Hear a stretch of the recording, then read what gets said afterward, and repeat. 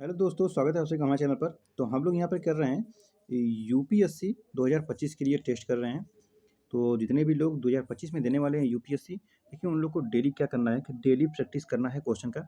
और हमारे द्वारा यहाँ पे हमारे चैनल पे यूपीएससी, यूपीपीसीएस, आरओ हर एक चीज़ के लिए इसमें टेस्ट चला जाता है। तो जितने भी सिविल सर्विस के लिए हैं, ठीक है।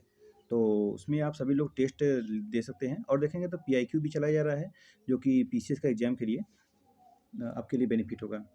तो चलिए शुरुआत करेंगे। क्वेश्चन नंबर देखिए 62 तक हो चुका था और जो आज करने वाले हैं 63 नंबर। क्या है कि भारतीय स्वतंत्रता अधिनियम 1947 के संदर्भ में निम्नलिखित कथनों पर विचार कीजिए।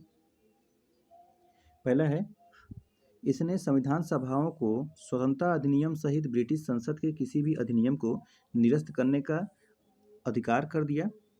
दूसरा है, इसके तहत भारत के गवर्नर जनरल और प्रांतीय गवर्नरों को राज्यों का संवैधानिक प्रमुख नियुक्त किया गया। और तीसरा है, इसमें ब्रिटिश राष्ट्रमंडल से अलग होने के अधिकार के साथ भारत के विभाजन का प्रावधान किया गया। कौन सा सही होगा इसमें से? ऑप्शन है केवल एक, केवल दो, सभी तीन या तो कोई नहीं। Question number 63।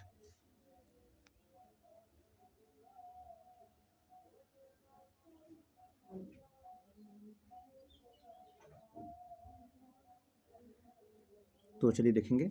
1947 का है, भारतीय स्वतंत्रता अधिनियम 1947। पहला है कि इसने संविधान सभाओं को स्वतंत्रता अधिनियम सहित ब्रिटिश संसद के किसी भी अधिनियम को निरस्त करने का अधिकार दे दिया था। तो बिल्कुल सही है कि ऐसा कोई कानून हो जो कि भारत की स्वतंत्रता के बाद अगर कोई ऐसा कानून जो भारतीयों को अधिकार का उल्लंघन करता हो, या ऐसा कोई कुछ भी कानून हो जो कि भारतीयों के फेवर में ना हो, तो उसको निरस्त करने का अधिकार था। वही दूसरा है कि इसके तहत भारत के गवर्नर जनरल और प्रांतीय गवर्नरों को राज्यों का संवैधानिक प्रमुख नियुक्त किया गया। तो ये भी ठीक है, ये भी सही है, किया गया था। और तीसरा है कि इसमें ब्रिटिश राष्ट्रमंडल से अलग होने के अधिकार के साथ भारत के विभाजन का प्रावधान किया गया। तो ये भी किया गया था। तीनों कथन सही है। तो तीनों कथन सही, तो ऑप्शन नंबर क्या लगा देंगे? ऑप्शन नंबर सी सही हो जाएगा। तीनों के तीनों ही कथन बिल्कुल सही है। चलिए बढ़ेंगे, क्वेश्चन नंबर 64 देखेंगे।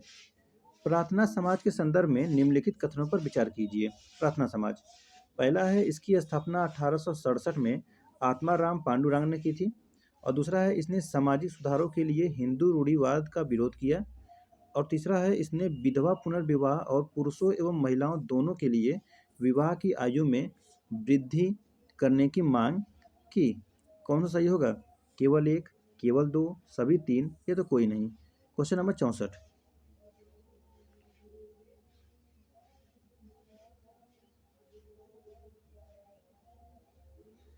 तो इसकी स्थापना 1867 में आत्माराम पांडुरंग ने किया था। सही है। इसने सामाजिक सुधारों के लिए हिंदू रूढ़िवाद का विरोध किया था। तो दूसरा कथन गलत हो जाएगा। देखिए, इसने हिंदू रूढ़िवादिता का विरोध करने के बजाय शिक्षा तथा उन्हें समझाने बुझाने पर बल दिया था। तीसरा है कि पहला सही है, दूसरा गलत है। तीसरा है, इसने विधवा पुनर्विवाह और पुरुषों एवं महिलाओं दोनों के लिए विवाह की आयु में वृद्धि करने की मांग की। तो ये भी ठीक है। तो पहला और तीसरा यानी कि कुल मिलाकर दो कथन सही हुए हैं। दो कथन सही हुए, तो ऑप्शन बी हो जाएगा, ओनली टू हो जाएगा।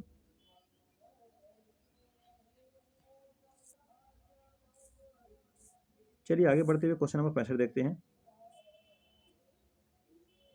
संधि दिया हुआ है के बीच हस्ताक्षर हुई थी, इसके बारे में दिया हुआ है। देख रहा, सुगौली की संधि 1816 का दिया हुआ है, तिब्बत और अंग्रेजों का। या डाबू की संधि 1826 दिया है, नेपाल और अंग्रेजों का। लासा का संधि 1904, अफगानिस्तान और अंग्रेजों का। कह रहा है कितने सही हैं? केवल एक, केवल दो, सभी तीन या तो कोई नहीं। चलिए बताइए, क्वेश्चन नंबर 65 का आंसर करेंगे।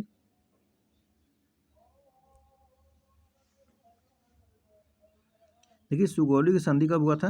1816 में। तो ये इस संधि के तहत नेपाल के गोरखा प्रमुखों और भारतीय अंग्रेजों के बीच ये समझौता हुआ था। ठीक है, यहाँ पर यांडबू की संधि, तो ये 1826 में हुआ था। इस संधि के तहत प्रथम आंग्ल बर्मा युद्ध औपचारिक रूप से समाप्त हो गया था। प्रथम आंग्ल वर्मा युद्ध, ठीक है, आंग्ल वर्मा युद्ध था। आई थिंक ये तिब्बत का है, नहीं। वही लासा का संधि क्या है? लासा का संधि देखिए 1904 का। तो इस समय इसका है भारत और तिब्बत के समझौता हुआ था, इसमें भारत और तिब्बत का। तो इसमें कोई भी कथन सही नहीं हुआ, तो ऑप्शन नंबर इसमें डी लगा देंगे, कोई भी कथन सही नहीं है। देखिए सुगौली की संधि नेपाल, या अंडाबू की संधि ये तिब्बत का नहीं है भाई, तिब्बत का ये तीसरा वाले का है कि लहासा की संधि तिब्बत का हुआ था। ये अंडाबू की संधि किसका था, तो ये बर्मा का था, ठीक है, आंग्ल बर्मा युद्ध। तो कुल मिला के इसमें ऑप्शन नंबर डी लग जाएगा। चलिए 66 नंबर देखेंगे। भारतीय संसद के निम्नलिखित शक्तियों पर विचार कीजिए। भारतीय संसद की निम्नलिखित शक्तियां, देखिए 5 कथन दिए गए हैं, देखते हैं। नए राज्यों को भारतीय संघ में शामिल करना, दूसरा है किसी राज्य के क्षेत्रफल में वृद्धि करना या घटाना, तीसरा है नए राज्यों का गठन करना, चौथा है किसी राज्य की सीमाओं में परिवर्तन करना, पांचवा है किसी भी राज्य का नाम बदलना। भारतीय संविधान के अनुच्छेद 3 में संसद की उपयुक्त में से कितनी शक्तियां का उल्लेख किया गया है? अनुच्छेद 3 में ऑप्शन है केवल 2, केवल 3, केवल 4 या सभी 5। 66 नंबर।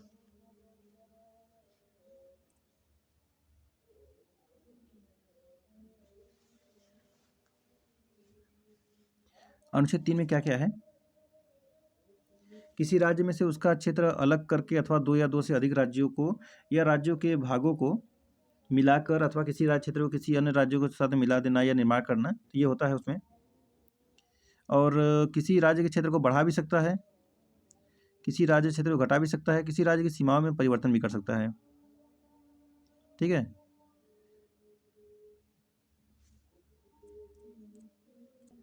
बताइए क्या हो जाएगा। तो देखेंगे इसमें किसी भी राज्य का नाम बदलना, किसी राज्य की सीमाओं में परिवर्तन करना, नए राज्यों का गठन करना और किसी राज्य क्षेत्रफल में वृद्धि करना या घटाना। और कह रहा है कि नए राज्यों के को भारतीय संघ में शामिल करना, ये देखिए अनुच्छेद 2 में हो जाएगा। ये किसी राज्य क्षेत्र में वृद्धि करना या घटाना,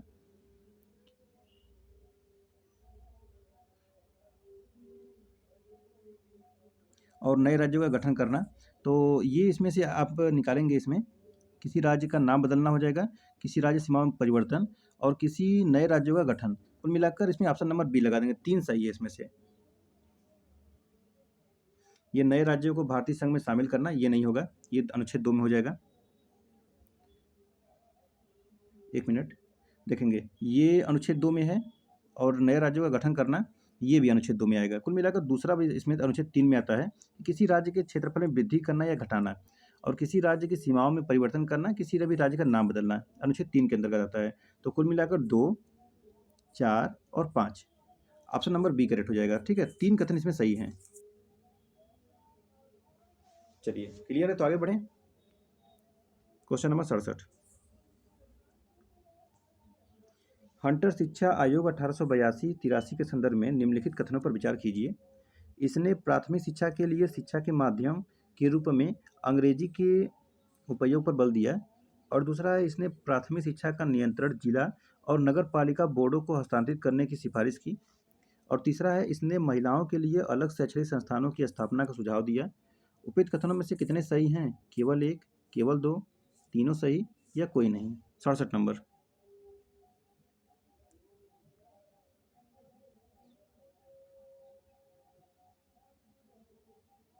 तो कह रहा है कि इसने प्राथमिक शिक्षा के लिए शिक्षा के माध्यम के अंग्रेजी के उपयोग पर बल दिया था। तो पहला कथन इसमें गलत हो जाएगा। देखिए प्राथमिक शिक्षा स्थानीय भाषा में प्रदान की जानी थी। वही दूसरा है कि इसने प्राथमिक शिक्षा का नियंत्रण जिला और नगर पालिका बोर्डों को हस्तांतरित करने की सिफारिश की थी, तो ये ठीक है। तीसरा है कि इसने महिलाओं के लिए अलग शैक्षणिक संस्थानों की स्थापना का सुझाव दिया था, तो तीसरा कथन गलत हो जाएगा। देखिए महिला शिक्षा के पर्याप्त संबंध नहीं होने के कारण खेद प्रकट किया और इसे प्रोत्साहित करने का सुझाव भी दिया था। और महिला शिक्षा के लिए अलग शैक्षणिक संस्थानों की कोई सिफारिश नहीं की गई थी, बल्कि जो मौजूदा सुविधाएं में सुधार करने की सिफारिश की गई थी। तो कुल मिलाकर इसमें एक ही सही हुआ, ऑप्शन नंबर ए लगा देंगे, ठीक है। ऑप्शन नंबर क्या हो जाएगा? ए हो जाएगा, क्योंकि दूसरा कथन सही है। चलिए आगे बढ़ेंगे। क्वेश्चन नंबर 68 देखेंगे। भारत में शहरी स्थानीय निकायों के संदर्भ में सही युग्म कौन सा है? तो यहाँ देखेंगे शहरी स्थानीय निकाय और विशेषताएं दिया गया है। नगरीय क्षेत्र, इसे सरकारी राजपत्र में एक अधिसूचना द्वारा गठित किया जाता है। और दूसरा है नगर क्षेत्रीय समिति, तो इसे संसद के एक अधिनियम द्वारा गठित किया जाता है। और तीसरा है पत्तन न्यास, तो इसमें निर्वाचित और नाम निर्दिष्ट दोनों सदस्य शामिल होते हैं। कौन सा सही होगा इसमें से? अच्छा, कितने युग में दिए गए हैं? केवल एक, केवल दो, सभी तीन है तो कोई नहीं। चलिए बताइए।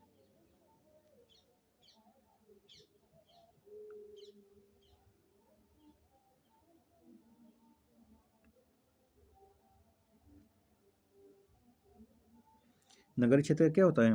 देखिए, नगरीय क्षेत्र का गठन बृहत सार्वजनिक उपक्रमों द्वारा अपने कर्मचारियों और श्रमिकों को नागरिक सुविधाएं प्रदान करने के लिए किया जाता है, जो संयंत्र के पास अपनी आवासीय कॉलोनियों में रहते हैं। ठीक है, तो पहला कथन इसमें गलत हो जाएगा। दूसरा क्या कर रहा है? दूसरा कर रहा है नगर क्षेत्रीय समिति। नगर क्षेत्रीय समिति,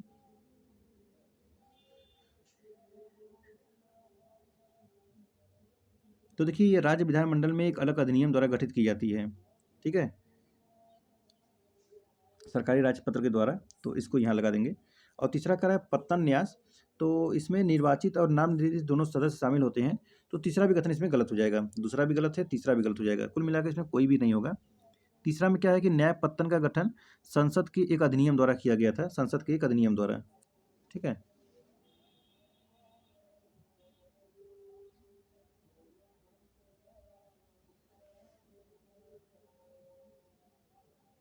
ठीक है, तो कुल मिलाकर तीनों के तीनों ही कथन गलत हो गए हैं।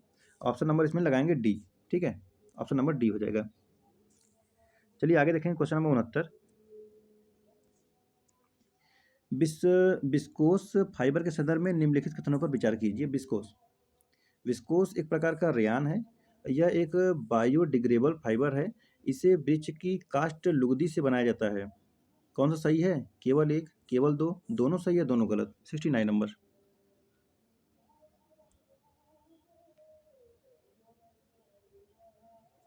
चलिए, ये विस्कोस एक प्रकार का रेयान होता है, रेयान सही है। यह एक बायोडिग्रेडेबल फाइबर है। ऐसे वृक्ष का काष्ठ लुगदी से बनाया जाता है, तो ये भी सही है। ऑप्शन नंबर सी लगा देंगे इसमें, दोनों कथन सही है। चलिए क्वेश्चन नंबर 70 आता है, कथनों का कारण क्वेश्चन है। कथन है कि वर्तमान में कोई भी राज्य सरकार केंद्र सरकार की सहमति के बिना कोई ऋण नहीं ले सकती है, क्योंकि भारत के प्रत्येक राज्य पर कुछ बकाया ऋण है जिसके संबंध में केंद्र सरकार द्वारा गारंटी दी गई है। कौन सा सही होगा? पहला और दूसरा दोनों सही है। दूसरा पहला की व्याख्या भी करता है या तो व्याख्या नहीं करता है। ऑप्शन सी क्या है कि पहला सही है दूसरा गलत है। ऑप्शन डी है पहला गलत है दूसरा सही है। चलिए बताइए। 70 नंबर। देखिए, कोई भी अगर राज्य सरकार है ना, और वो किसी से भी ऋण लेता है, वो इंटरनेशनल ऋण हो या किसी भी ऋण लेता है, तो उसको केंद्र सरकार की सहमति लेनी पड़ती है। और अगर ये ऋण इसीलिए सहमति लेनी पड़ती है क्योंकि देखिए केंद्र सरकार के पास भी उसका पैसा बकाया होता है। ठीक है, आप किसी से पैसा लेने जा रहे हैं, ठीक है, तो आप क्या करेंगे, इनकी सहमति लेना है, जैसे कि ऐसे नहीं होता है। जैसे आप अपने घर में हैं और ये दूसरा भाई है, तो आप अपने कहीं भी पैसा अगर किसी से ऋण लेने जा रहे हैं, तो क्या करेगा, तो वो आपके घर में पूछेगा ना कि आपके घर में कि भैया इनको पैसा देने जा रहे हैं, दें कि न दें। तो पता चला कि आप तो अपने घर में पहले से ही ऋण ले चुके हैं, तो इसीलिए सहमति लेना पड़ता है। क्योंकि केंद्र जो होता है ना, घर जो होता है वो केंद्र का काम करता है, और जो अगल बगल वो लोग होते हैं, जैसे कि आपके भाई वही हो जाए, समझिए कि वो एमएलए हैं। तो कुल मिलाकर दोनों कथन सही है, सही व्याख्या भी करता है। ऑप्शन नंबर ए लगा देंगे। चलिए क्वेश्चन नंबर 71।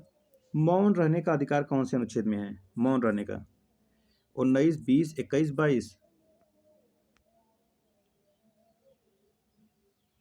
मौन रहने का अधिकार भारत में निम्नलिखित संवैधानिक प्रावधानों में से किस में से एक से है लिया गया है? देखिए, सुप्रीम कोर्ट ने कहा है कि आरोपियों को मौन रहने का अधिकार है तथा जांच करने, उन्हें बोलने या अपराध स्वीकार करने हेतु मजबूर नहीं कर सकते हैं। तो ऑप्शन नंबर 20 लगा लेंगे। ठीक है, मतलब ऑप्शन नंबर 20 नहीं, अनुच्छेद 20 है, ऑप्शन बी तो है ये।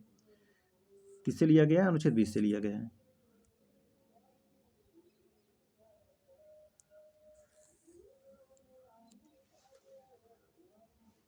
चलिए नेक्स्ट है, प्रोजेक्ट तारा के संदर्भ में निम्नलिखित कथनों पर विचार कीजिए। प्रोजेक्ट तारा, इसका उद्देश्य प्रकाश किरणों के माध्यम से इंटरनेट कनेक्टिविटी प्रदान करना है।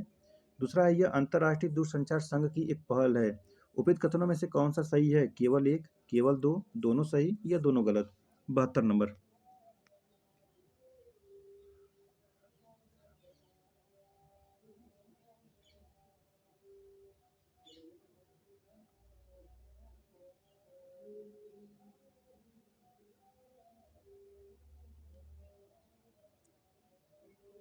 चलिए बताइए।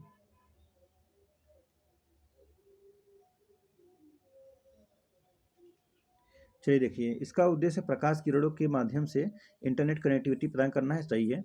ये अंतर्राष्ट्रीय दूरसंचार संघ की एक पहल है, ये कथन गलत हो जाएगा। ये गूगल की कंपनी अल्फाबेट और भारतीय एयरटेल रूप से ये का पहल है, ठीक है।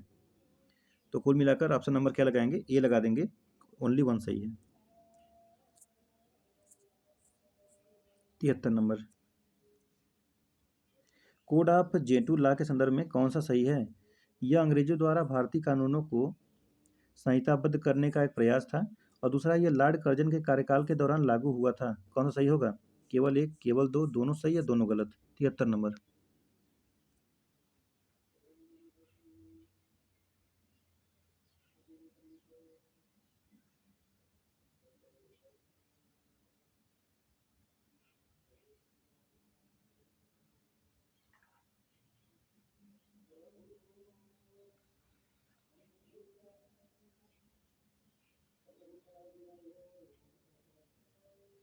चलिए देखिए, कोर्ट ऑफ जेटुला, यह अंग्रेजी द्वारा भारतीय कानूनों को संहिताबद्ध करने का प्रयास था, ये सही है।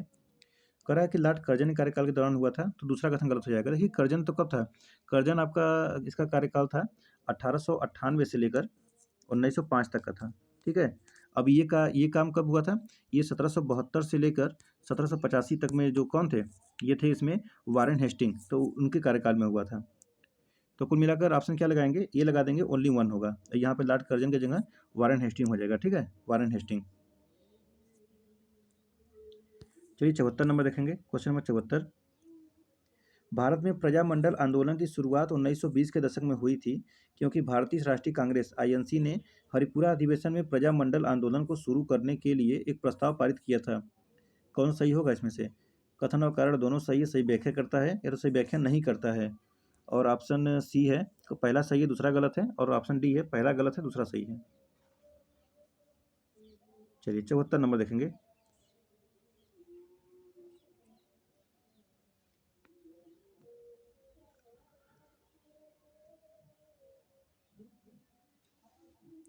कह रहा है कि भारत में प्रजामंडल आंदोलन की शुरुआत 1920 के दशक में हुई थी, ठीक है। और ये भारतीय राष्ट्रीय कांग्रेस ने हरिपुरा अधिवेशन में प्रजामंडल आंदोलन को शुरू करने के लिए प्रस्ताव पारित किया था, तो ये गलत हो जाएगा। देखिए, अस्तित्व ये हरिपुरा अधिवेशन तो पहले भी था, यह कांग्रेस में जाकर मंडलों में समर्थन हुआ था। और इसमें देखेंगे कांग्रेस ने देशी रियासतों के नागरिकों को रचनात्मक कार्यों के लिए अपना समर्थन दिया था, जो कि इसका मांग कब हुआ था? हरिपुरा प्रस्ताव में पूर्ण स्वराज की मांग किया गया था, जो कि इसमें थोड़ी ना आएगा ये। तो 1938-39, हरिपुरा का नाम सुना है ना? हरिपुरा, अरे वही जो सुभाष चंद्र बोस उसमें थे, कांग्रेस का अध्यक्ष अध्यक्ष चुने गए थे, और ये बात हो रहा था 1920 का हो रहा है। तो कुल मिला के पहला सही दूसरा गलत हो जाएगा। ऑप्शन नंबर इसमें सी लगा देंगे, पहला सही है दूसरा गलत है। चलिए 76 नंबर देखेंगे, क्वेश्चन नंबर 75। निम्नलिखित पर विचार कीजिए। 73वां संविधान संशोधन, 36वां संविधान संशोधन, 100वां संविधान संशोधन, उपयुक्त में से कितने संशोधन भारतीय संघ के विस्तार हेतु उत्तरदायी है? केवल एक, केवल दो, सभी तीन, या तो कोई नहीं? 75।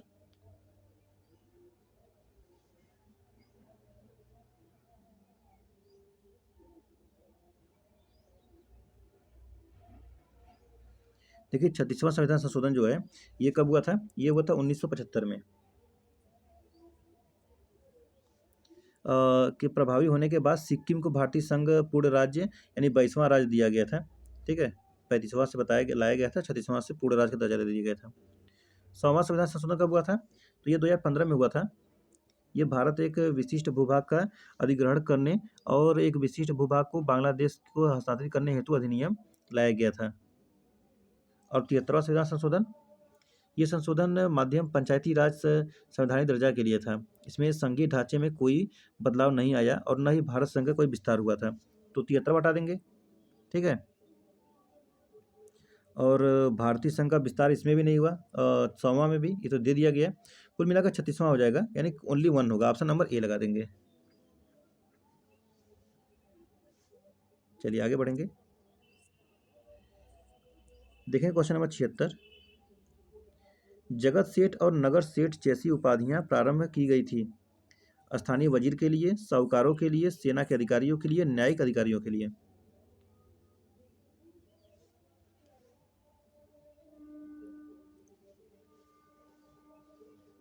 देखिए, जगत का सेठ, नगर का सेठ, ये सब सेठ लोग हैं किसके लिए? साहूकारों के लिए होता था। ऑप्शन नंबर बी लगा देंगे।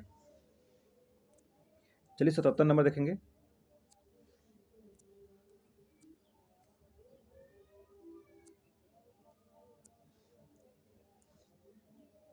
एक्सपोसैट सैटेलाइट एक्सरे ध्रुवणमापी उपग्रह के संदर्भ में कौन सा सही है? इसका उद्देश्य चरम स्थितियों में उज्ज्वल खगोलीय एक्स-रे स्रोतों की विभिन्न गतिशीलता का अध्ययन करना है। और दूसरा है, यह एक्स-रे का उपयोग करने वाला विश्व का पहला ध्रुवणमापी मिशन है। और तीसरा, इसका मिशन इसरो और रमन रिसर्च इंस्टीट्यूट के बीच सहयोग से किया गया था। कौन सा सही होगा? केवल एक, केवल दो, सभी तीन है तो कोई नहीं। 77 नंबर।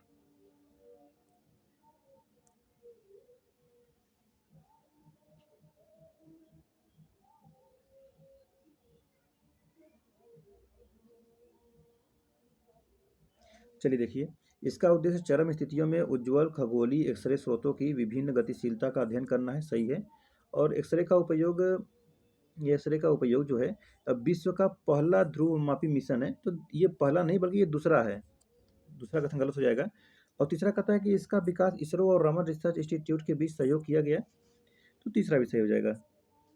दो कथन सही हुआ तो ऑप्शन नंबर बी हो जाएगा। चलिए 78 नंबर देखेंगे। निम्नलिखित राष्ट्रीय नेताओं पर विचार कीजिए। केटी तेलंग, आरजी भंडारकर, दादोबा पांडुरंग। उपयुक्त में से कितने लोगों ने सामाजिक सुधार की प्राच्यवादी पद्धति का समर्थन किया था? केवल एक, केवल दो, सभी तीन है तो कोई नहीं। 78 नंबर का आंसर करेंगे।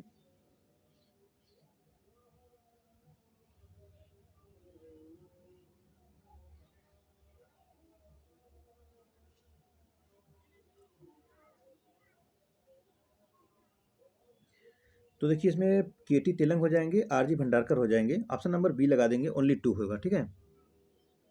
ओनली टू होगा।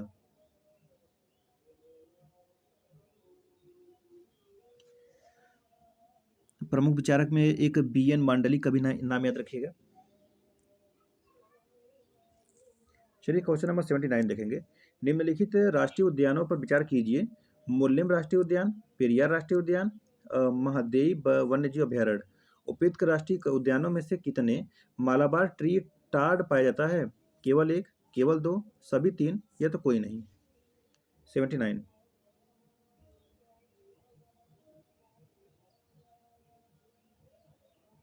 तो देखिए, इसमें क्या है, इसमें है कि मुल्लेम राष्ट्रीय उद्यान और महदोई राष्ट्रीय उद्यान, महादेई। मुल्लेम और महदेई, पेरियार नहीं होगा इसमें। केवल दो ही इसमें आएंगे, ठीक है। ऑप्शन नंबर बी लगा देंगे। ओनली टू होगा। पेरियार राष्ट्रीय उद्यान नहीं आएगा। अच्छा, मुझे आप पता है कि पेरियार राष्ट्रीय उद्यान कहाँ पर है? कहाँ की बात किया जा रहा है? हाँ बिल्कुल सही, केरल का है। गुड। Question number 80। संरक्षित क्षेत्र है, राज्य दिया गया है।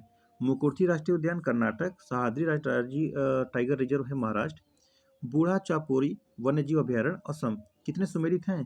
केवल एक, केवल दो, सभी तीन है तो कोई नहीं। 80।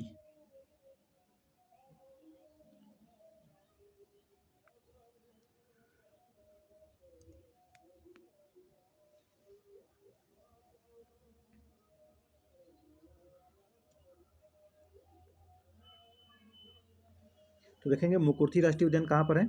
ये कर्नाटक में नहीं बल्कि तमिलनाडु में है। सह्याद्री टाइगर रिजर्व कहाँ पे है? तो ये महाराष्ट्र में है, ये ठीक है। बूढ़ा चापोरी वन्यजीव अभयारण्य, तो ये असम का, ये भी ठीक है। कुल मिलाकर ऑप्शन नंबर बी इसमें भी लगेगा। ओनली टू होगा। दूसरा सही है, तीसरा सही है। पहला गलत है, तमिलनाडु में पड़ता है ये मुकुर्थी राष्ट्रीय उद्यान। चलिए क्वेश्चन नंबर 81 देखेंगे। Leadership in energy and environmental design LEED lead zero certificate के संदर्भ में निम्नलिखित कथनों पर विचार कीजिए। यह अंतर्राष्ट्रीय ऊर्जा एजेंसी की एक पहल है। और दूसरा है कि लीड जीरो सर्टिफिकेट युक्त ग्रीन बिल्डिंग परियोजनाओं में भारत विश्व में पहले स्थान पर है। कितने सही हैं इसमें से? केवल एक, केवल दो, दोनों सही या दोनों गलत। Question number 81।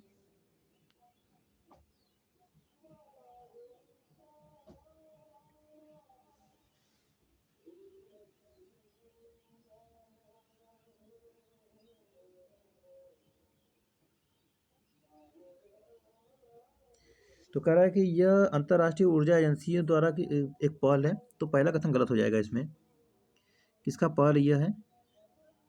तो ये नेट जीरो जो है, ये पहचान करने के लिए लीड जीरो सर्टिफिकेट शुरू किया था खुद ने ही।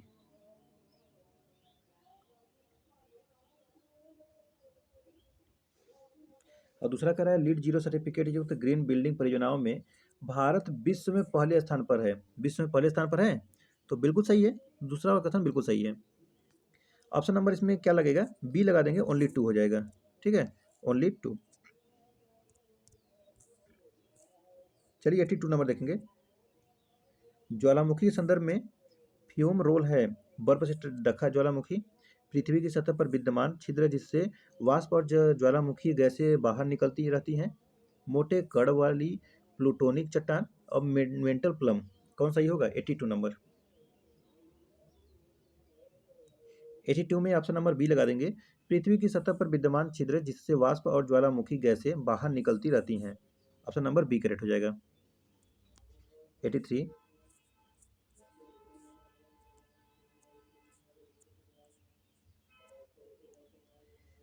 स्टेबल काइन के संदर्भ में निम्नलिखित कथनों पर विचार कीजिए। इनका मूल्य किसी अन्य मुद्रा वस्तु या वित्तीय लिखत के आधार पर आकलित किया जाता है अथवा के साथ आबद्ध होता है। और दूसरा, ये क्रिप्टो करेंसी को संपार्श्विक के रूप में उपयोग कर सकते हैं। कितने सही हैं? केवल एक, केवल दो, दोनों सही है, दोनों गलत। 83 नंबर। ये बताइए 83।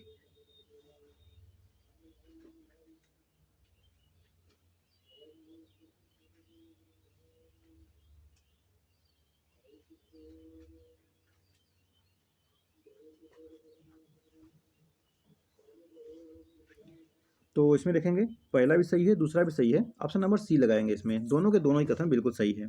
ठीक है, समझाना पड़ेगा। जो दोनों ही कथन है तो इसको क्या ही समझाना है।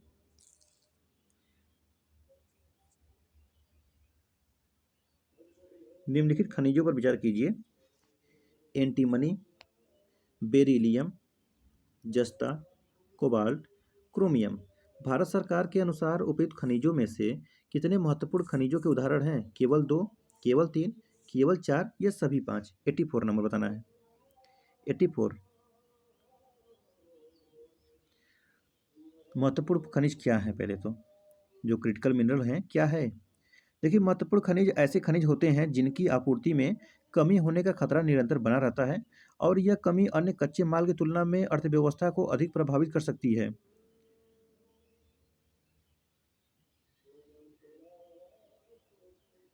ठीक है, तो इसमें देखेंगे इम्पोर्टेंट में आ जाएंगे आपके एंटीमनी आ जाएंगे। ठीक है, और इसमें बेरिलियम आ जाएंगे और इसमें कोबाल्ट आ जाएंगे। ठीक है, क्रोमियम और जस्ता हटा देंगे इसमें से। तो कुल मिला के इसमें तीन कथन सही हुए। ऑप्शन नंबर बी लगा देंगे। अच्छा, अभी मैं बता रहा हूँ आपको 30 खनिजों के नाम बता रहा हूँ, 30 खनिजों के नाम। ठीक है, उसको आप थोड़ा ध्यान से सुनिएगा क्या क्या होते हैं। देखिए, विस्मथ, कोबाल्ट, एंटीमनी बता ही दिया, बेरिलियम हो ही गया, तांबा, gallium, germanium, graphite, hafnium, indium, lithium, molybdenum, niobium, nickel, platinum समूह तत्व जो होते हैं, और फास्फोरस, पोटास, दुर्लभ मृदा तत्व, और रेनियम, सिलिकॉन, स्टेटियम, tantalum, tellurium, tin, titanium, tungsten, और वेनेडियम, जिरकोनियम, सेलेनियम, और एक है कैडमियम। ठीक है, ये कितने हैं? टोटल 30 हैं। ये इंपॉर्टेंट है। ठीक है, तो चलिए इसका ऑप्शन नंबर हो जाएगा बी। क्वेश्चन नंबर 85 है। निम्नलिखित युगों में विचार कीजिए। पेशवा और समकालीन मुगल सम्राट दिया हुआ है। बाजीराव प्रथम फर्रुखसियर, बालाजी बाजीराव मोहम्मद शाह और बाजीराव द्वितीय शाह आलम द्वितीय। उपयुक्त में से कितने सुमेलित हैं? कितने समकालीन थे पेशवा के मुगल सम्राट? केवल एक, केवल दो, सभी तीन है तो कोई नहीं। 85 नंबर। देखिए, बाजीराव प्रथम का, बाजीराव जो प्रथम था, इनका कार्यकाल कब से कब तक था? 1720 से 40 तक का था। 1720 से 40। इस समय कौन था 1720 से 40 में? तो इस समय था आपका फर्रुखसियर था ये, फर्रुखसियर। ठीक है, और बालाजी बाजीराव तो इनका कार्यकाल वही 40 के बाद शुरू हुआ था, 1740 से लेकर 1761 तक। तो देखिए, इन्हें नाना साहेब प्रथम के नाम से जाना जाता है और इन्हें अपने पिता पेशवा बाजीराव प्रथम की मृत्यु के बाद 1740 से पेशवा नियुक्त किया गया था, जो कि मोहम्मद शाह जो सम्राट था, ये था 1719 से 48 तक के बीच में, ठीक है। तो इनके कार्यकाल में ये भी हो गया। कुल मिला के पहला भी सही है, दूसरा भी सही है। तीसरा देखते हैं बाजीराव द्वितीय। बाजीराव द्वितीय का देखिए कार्यकाल कब था, ये था 1795 से लेकर कब तक का, 1818 तक का, 1818 यानी 1818 याद रखिएगा। तो देखेंगे 1795 में शाह आलम द्वितीय 1759 से 1818 तक था। तो कुल मिला के देखेंगे तो इसमें तीसरा भी कथन सही आ जाता है, शाह आलम द्वितीय का भी।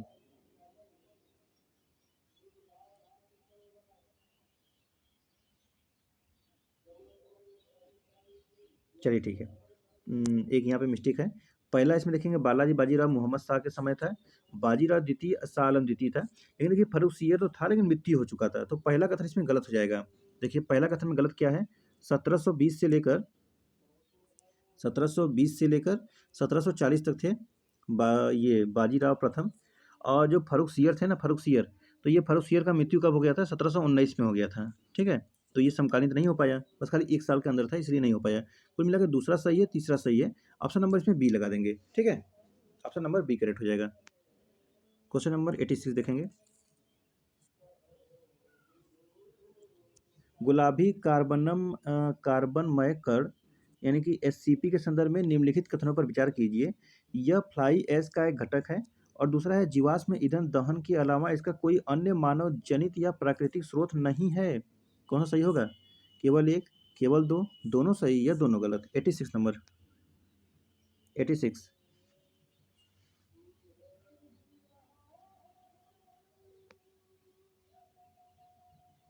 क्वेश्चन नंबर 86 का आंसर करेंगे।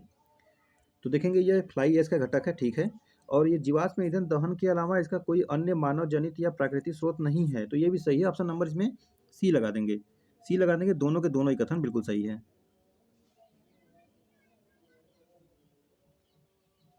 आगे बढ़े जाए, चलिए। क्वेश्चन नंबर 87, सुर्खियों में रहे स्थल और देश है।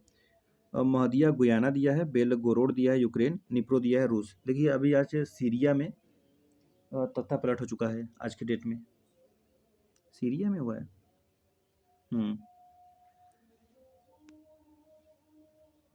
चलिए 87 नंबर देखेंगे।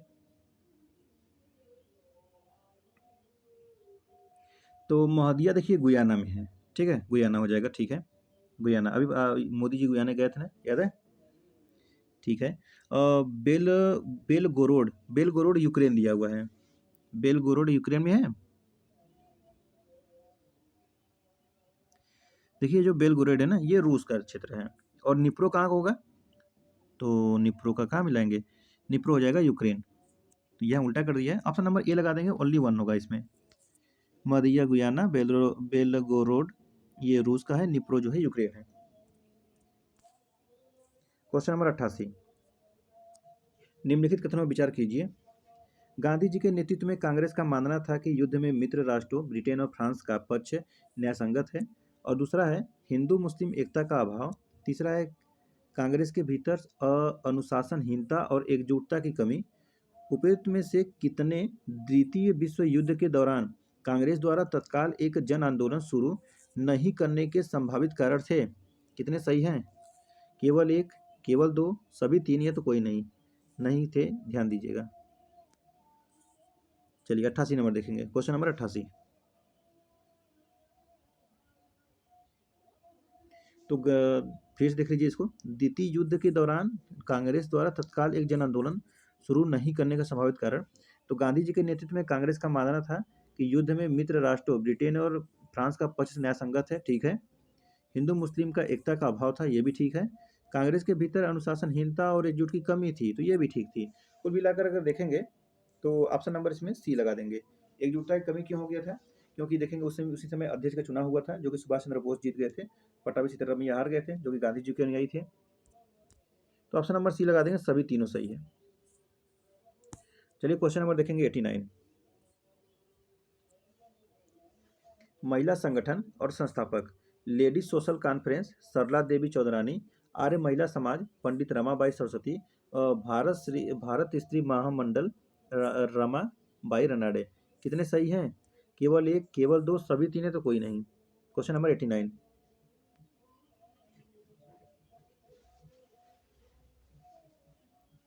देखिए इसमें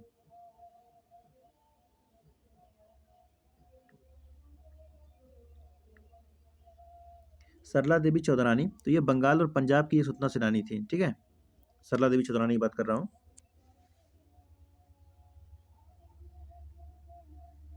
तो इनका तो क्या था, ये भारत में महामंडल भारत की एक महिला संगठन थी। इनका स्थापना जो है 1910 में सरला देवी चौधरानी द्वारा प्रयागराज में किया गया था।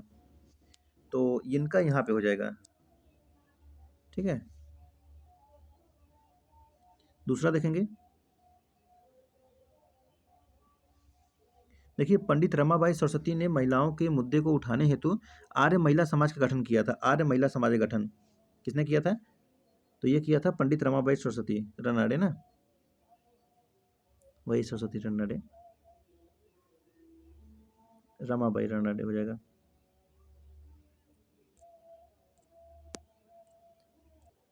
हाँ ठीक है, तो ये पंडित रमाबाई सरस्वती हैं, तो ये आर्य समाज का किया था। और फिर यहाँ पे देखेंगे लेडीज सोशल कॉन्फ्रेंस, तो ये रमाबाई रनाडे हो जाएगा। कुल मिलाकर पहला का तीसरा और तीसरा का पहला में और दूसरा वाला कथन इसमें मिलान है, ठीक है।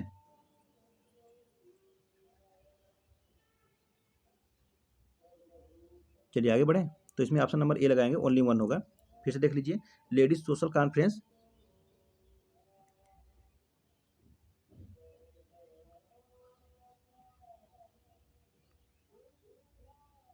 तो ये हो जाएगा रमाबाई रनाडे का। और आर्य महिला समाज, तो ये पंडित रमाबाई सरस्वती। और भारत स्त्री महामंडल, तो ये सरला देवी चौधरानी। तो कुल मिलाकर ऑप्शन ए लगा देंगे, ओनली वन होगा।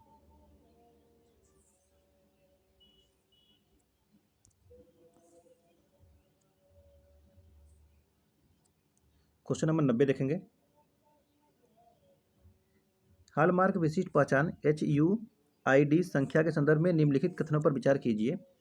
पहला है, हॉलमार्क सोने के आभूषणों पर अंकित निशान होता है जिसे भारतीय मानक ब्यूरो द्वारा मान्यता प्राप्त संस्था द्वारा अंकित किया जाता है। और दूसरा है, HUID संख्या प्रत्येक आभूषण को दिया जाने वाला 6 अंकों का एक विशिष्ट अल्फा न्यूमेरिक कोड होता है। और तीसरा है, 22K916 का अर्थ है यह 22 कैरेट का सोना है और इस आभूषण में 91.6% सोने का प्रयोग किया गया है। बताना है कितने सही हैं, केवल एक, केवल दो, सभी तीन है तो कोई नहीं। Question number 90। क्वेश्चन नंबर 90, तो हॉलमार्क सोने के आभूषणों पर अंकित निशान होता है जिसे भारतीय मानक ब्यूरो द्वारा मान्यता प्राप्त संख्या द्वारा अंकित किया जाता है, सही है। इसमें 6 अंकों का एक विशिष्ट अल्फा न्यूमेरिक कोड भी होता है, ये भी ठीक है। और ये 22 कैरेट का सोना होता है, तो ये भी ठीक है। ऑप्शन नंबर क्या लगाएंगे? ऑप्शन नंबर इसमें सी लगा देंगे, सभी तीनों कथन सही है। चलिए 91 नंबर देखेंगे। राष्ट्रीय नागरिकता रजिस्टर्ड यानी कि NRC के संदर्भ में कौन सा कथन सही नहीं है? NRC, पहला राष्ट्रीय नागरिकता रजिस्टर यानी कि NRC 1951 में उस वर्ष की जनगणना के समापन के उपरांत संकलित किया गया था। दूसरा कथन है, यदि कोई व्यक्ति यह साबित नहीं कर पाता है कि वो या उसके पूर्वज 24 मार्च 1971 की आधी रात से पहले भारत में आए थे तो उसे विदेशी घोषित कर दिया जाएगा। तीसरा है, यह एक विशिष्ट प्रक्रिया है जिसमें नागरिकता सिद्ध करने का दायित्व नागरिकों को प्राप्त होता है। और चौथा है कि वे लोग जिन्हें विदेशी घोषित किया गया है उन्हें प्रत्यावर्तन संधि और असम समझौते के तहत बांग्लादेश निर्वासित कर दिया जाएगा।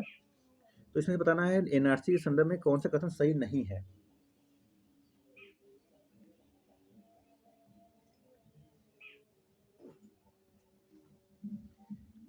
कौन सा सही नहीं होगा इसमें से? तो देखेंगे इसमें ऑप्शन नंबर डी गलत है, ठीक है। तो वैसे हो जाएगा, वे लोग जिन्हें विदेशी घोषित किया गया है, बट तो उसमें को असम और बांग्लादेश में क्यों डालेंगे? तो गलत हो जाएगा ना, ऑप्शन डी हो जाएगा। चलिए आगे बढ़ेंगे, क्वेश्चन नंबर 92। भारत के सुप्रीम कोर्ट के तदस्थ न्यायाधीशों के संदर्भ में निम्नलिखित कथनों पर विचार कीजिए।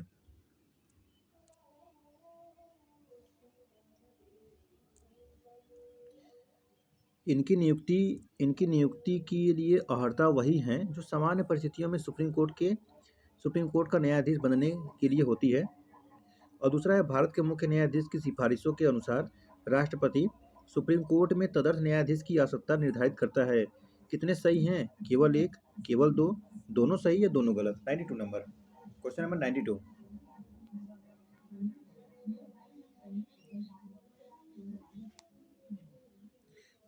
तो देखिए, कह रहा है कि इनकी नियुक्ति के लिए अर्हताएं वही हैं जो सामान्य परिस्थितियों में सुप्रीम कोर्ट का न्यायाधीश बनने के लिए होता है। तो पहला कथन इसमें गलत हो जाएगा। देखिए, तदर्थ न्यायाधीश अपने जो तदर्थ की बात कर रहा है, तो तदर्थ न्यायाधीश बनने की अर्हताएं सामान्य परिस्थितियों में सुप्रीम कोर्ट के न्यायाधीश बनने के समान नहीं होता है। वही दूसरा कह रहा है कि भारत के मुख्य न्यायाधीश की सिफारिशों के अनुसार राष्ट्रपति सुप्रीम कोर्ट में तदर्थ न्यायाधीश की आवश्यकता निर्धारित करता है। तो ये भी कथन गलत हो जाएगा। देखिए, जब भी कोरम पूरा करने में अस्थायी न्यायाधीशों की संख्या कम होती है तो भारत का जो मुख्य न्यायाधीश किसी हाई कोर्ट के एक न्यायाधीश की अस्थायी अवधि के लिए सुप्रीम कोर्ट में तदर्थ न्यायाधीश नियुक्त कर सकता है। और उल्लेखनीय है कि केवल एक हाई कोर्ट के न्यायाधीश को ही तदर्थ न्यायाधीश घोषित कर सकता है। ठीक है, तो कुल मिला के ऑप्शन नंबर क्या लगाएंगे? डी लगा देंगे। दोनों के दोनों ही कथन गलत है। सुप्रीम कोर्ट जब लगता है कि जज की कमी हो रही है तो तदर्थ लाया जाएगा यहाँ पर, और किसी हाई कोर्ट से उठाकर उसको सुप्रीम कोर्ट में बैठा दिया जाएगा कुछ समय के लिए। ठीक है, और फिर से जब काम पूरा हो जाएगा तो वापस चला जाएगा वो।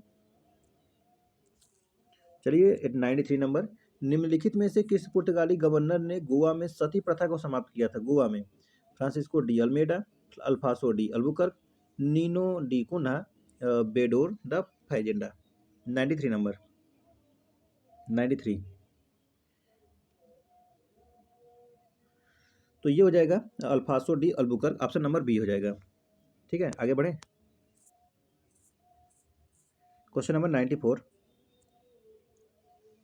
अफ्रीकी संघ के संदर्भ में कौन सा सही है? केवल अफ्रीकी महाद्वीप के देश ही अफ्रीकी संघ के सदस्य हैं। दूसरा है, इसका मुख्यालय केप टाउन दक्षिण अफ्रीका में स्थित है। तीसरा है, सदस्य देशों की कुल संख्या 2 बिलियन से अधिक है।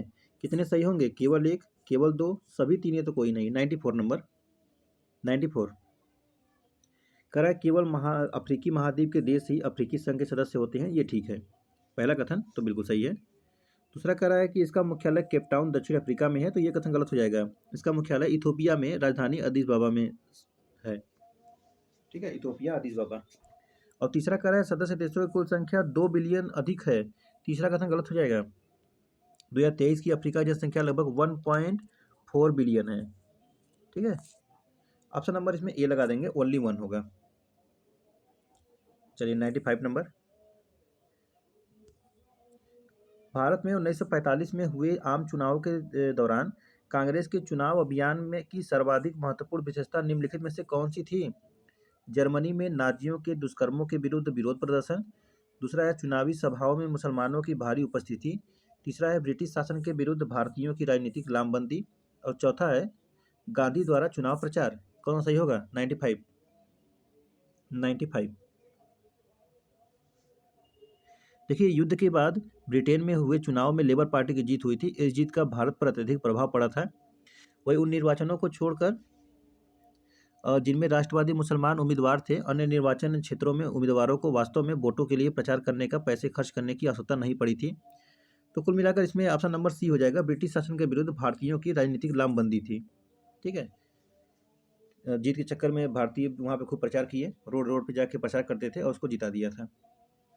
ऑप्शन नंबर सी करेक्ट हो जाएगा। और आगे बढ़ेंगे, क्वेश्चन नंबर 96 देखेंगे। निम्नलिखित युग्मों विचार कीजिए, अफगानिस्तान के प्रति नीति और गवर्नर जनरल वायसराय। अग्रगामी नीति लॉरेंस, प्राउड रिजर्व की नीति लिटन, निर्लिप्तता और संकेंद्रण की नीति तो कर्जन। कितने सही हैं? केवल एक, केवल दो, सभी तीन है तो कोई नहीं। 96, 96।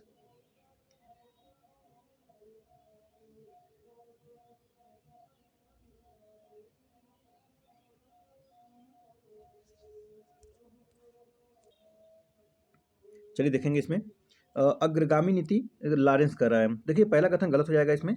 क्यों गलत होगा? तो देखिए अफ़गानिस्तान की जो अग्रगामी नीति थी, ये 1836 में हुआ था। कब हुआ था? 1836 में हुआ था और इस समय था ऑकलैंड। ऑकलैंड अफ़गान की सीमा पर सैन्य चौकियों में से था। ठीक है था? ऑकलैंड। पहला कथन गलत हो जाएगा। वही दूसरा है कि प्राउड रिजर्व की नीति, तो ये लिटन दिया हुआ है, तो ये बिल्कुल सही है। ये 1870 से 80 तक कार्यकाल था।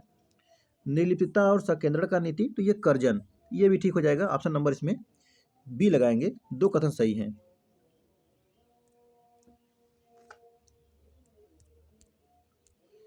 97 नंबर है, राष्ट्रपति पर महाभियोग के संदर्भ में निम्नलिखित कथनों पर विचार कीजिए। पहला है, राष्ट्रपति केवल संविधान के उल्लंघन के लिए ही महाभियोग चलाया जा सकता है। और दूसरा है, संविधान के उल्लंघन का आरोप केवल सदन के कुल सदस्यों में से 2/3 सदस्यों द्वारा हस्ताक्षरित प्रस्ताव के बाद ही लगाया जा सकता है। कितने सही हैं? केवल 1, केवल 2, दोनों सही या दोनों गलत? 97। 97।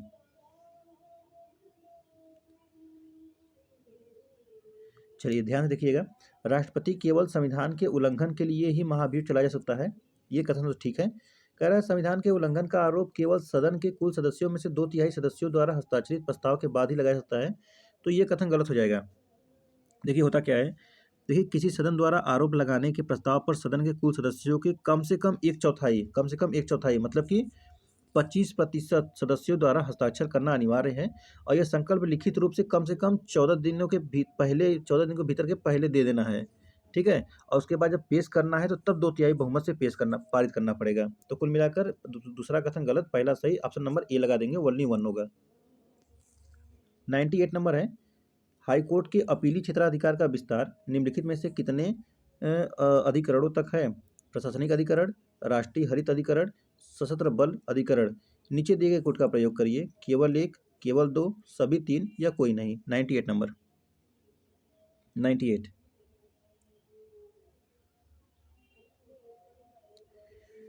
हाईकोर्ट के अपीली क्षेत्राधिकार का विस्तार देखिए, प्रशासनिक अधिकरण है, राष्ट्रीय हरित अधिकरण है, सशस्त्र बल अधिकरण है। ऑप्शन नंबर सी लगा देंगे इसमें। तीनों कथन सही है। ठीक है, ऑल करेक्ट है।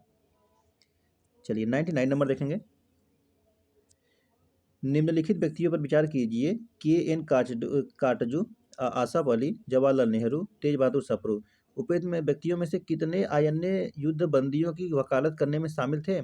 केवल 1, केवल 2, केवल 3, सभी 4। चलिए बताइए। आईएनए आज़ाद हिंद फौज। 99 नंबर।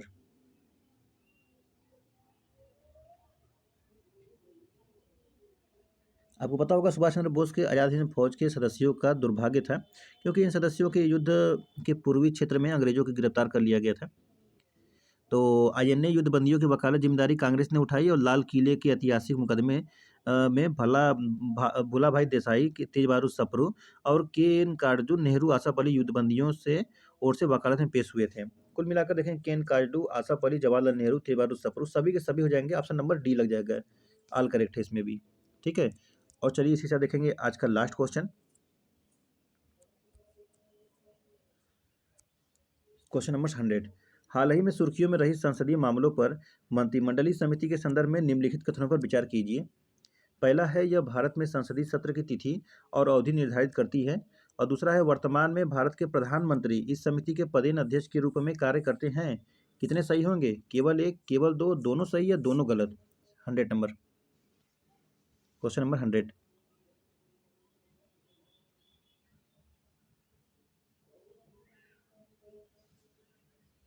चलिए देखिए, यह भारत में संसदीय सत्र की तिथि और अवधि निर्धारित करती है, ये तो ठीक है। वर्तमान में भारत के प्रधानमंत्री इसकी अध्यक्षता करते हैं, तो ये कथन गलत हो जाएगा। ये रक्षा मंत्री करते हैं। ठीक है, रक्षा मंत्री करते हैं। तो ऑप्शन नंबर इसमें क्या लगाएंगे? ए लगा देंगे, ओनली 1 होगा इसमें, ओनली 1 होगा। तो चलिए इसी साथ देखेंगे, तो ये यूपीएससी का टेस्ट था और यूपीएससी के टेस्ट में ये टेस्ट नंबर 18 था। आप लोग जितने भी लोग वीडियो देख रहे हैं, तो वीडियो को एक बार जरूर शेयर और लाइक जरूर कर दिया करिए, और बहुत जल्द टेस्ट नंबर 19 भी ला दिया जाएगा। तो चलिए फिर मिलेंगे नेक्स्ट वीडियो में। आप सभी का बहुत बहुत धन्यवाद।